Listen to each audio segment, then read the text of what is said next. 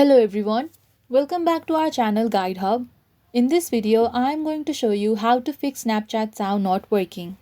When your Snapchat sound is not working, you might not be able to receive notifications or might not be able to play sounds on your snaps.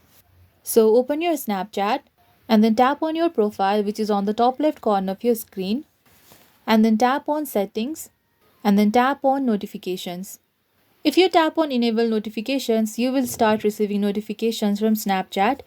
This will solve your issue with not being able to receive notification sounds from Snapchat.